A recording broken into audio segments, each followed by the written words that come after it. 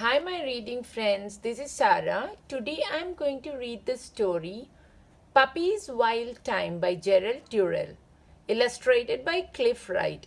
In this story, Puppy goes to the zoo and meets so many animals. We have to always protect animals. We have to take care of our pets. So now let's go with Puppy on his adventure. Puppy's Wild Time by Gerald Durrel.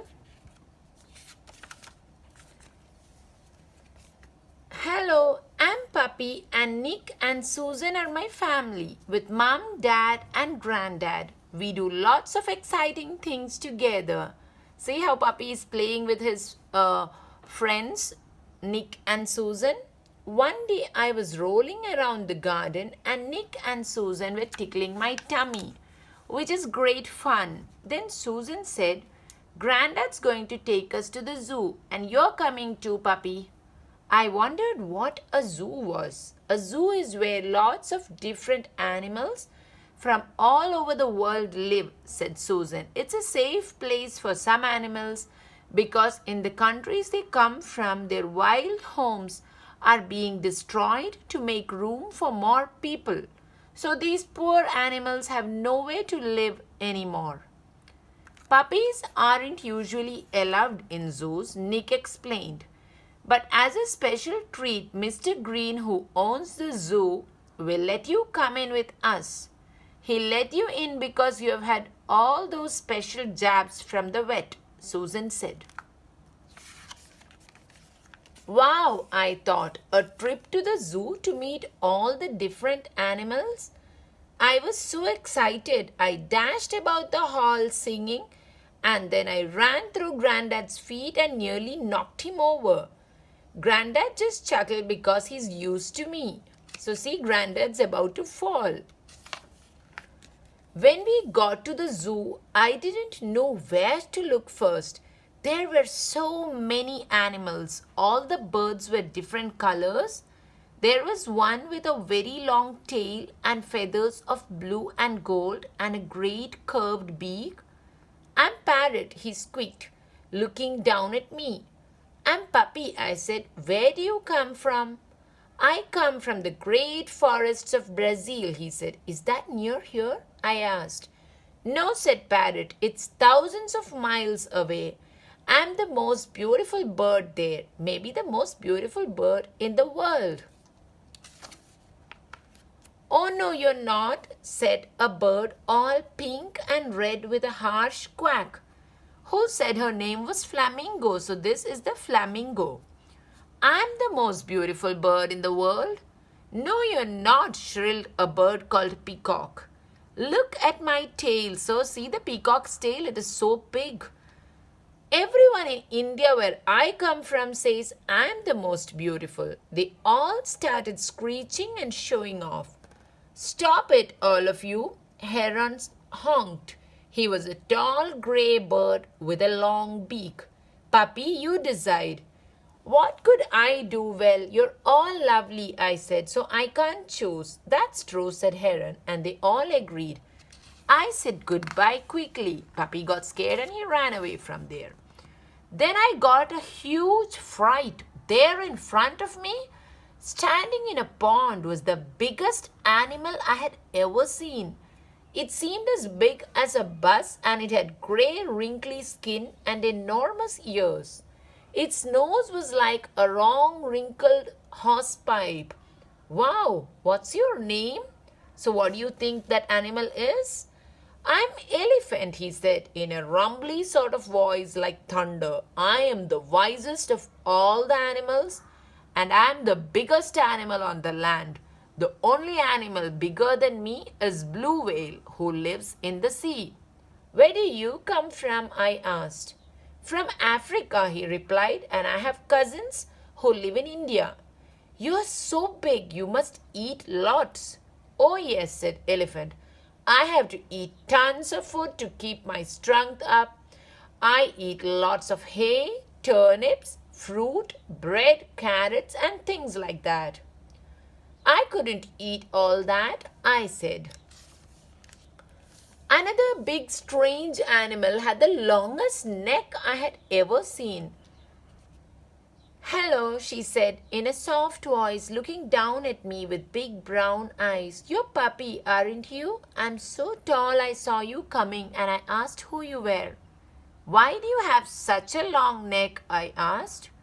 Ah, she said, we giraffes like to eat only tiny, fresh leaves from the tops of trees. We have had to grow our necks very long so that we can get to the tree tops without needing to climb up them. That's clever, I said. I scampered along the path and saw a fierce-looking animal with a lot of dark fur around his head and shoulders. He roared at me. I'm Lion, king of the jungle, and I eat puppies like you for breakfast. Next door was a giant cat with black stripes. When he heard what Lion said, he got into a rage. You're not king of the jungle, that's me, Tiger, and I could eat a puppy for breakfast and dinner. I am king of the jungle, roared Lion, and I could eat a puppy for breakfast, dinner, and tea. Eat me for breakfast? No thanks. Puppy got scared. I ran away quickly, and on an island in a pond close by, I met a lot of much friendlier animals swinging through the branches of the trees. Oh, oh, oh, they chattered. We are the monkeys, they said. Take no notice of Lion and Tiger. But they said they could eat me for breakfast, dinner, and tea, I said. Rubbish, said one of the monkeys. Some of their family are fierce, but those two wouldn't hurt a fly. Phew, I said, I'd hate to end up inside a lion or a tiger. No danger of that. Oh, oh, oh, the monkeys went swinging off through the trees. On the way, I talked to lots of other animals too. There were big, furry, growly bears, crocodiles with long, sharp teeth, and many different kinds of monkeys. Oh, look at all the animals. That's a polar bear. That is a grizzly bear. There's a monkey. We can see a crocodile. And there's our little puppy. With the help of my nose, I tracked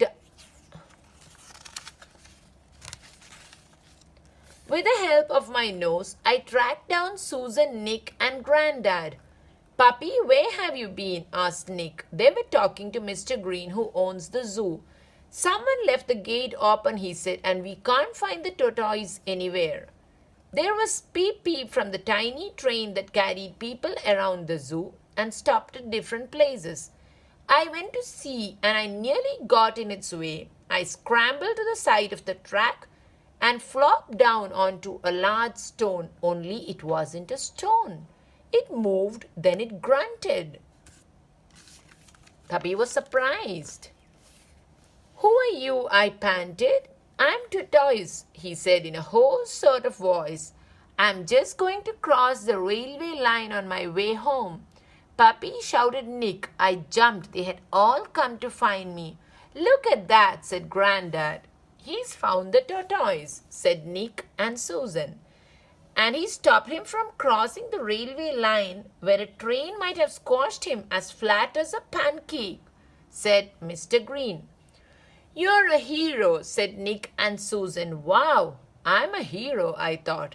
We all went back to the zoo and Grandad brought ice creams all around. It was so cold it almost froze my nose, but it was delicious. When we got home, I rushed into the garden and told my friend Blackbird all about the zoo and how I saved Tortoise. It sounds wonderful, he said, but with all those colorful birds, I'm afraid I would look very dull, said the blackbird. You're a lovely glossy black, I said, and you have a bright yellow beak. You're as beautiful as any of them. Are you sure, Puppy? Asked Blackbird, cheering up. Maybe I'll fly down to the zoo one day and meet some of your new friends. Yes, you should, I said with a huge yawn. It's great. Puppy is tired and he's probably going to sleep. Would you like to go to the zoo?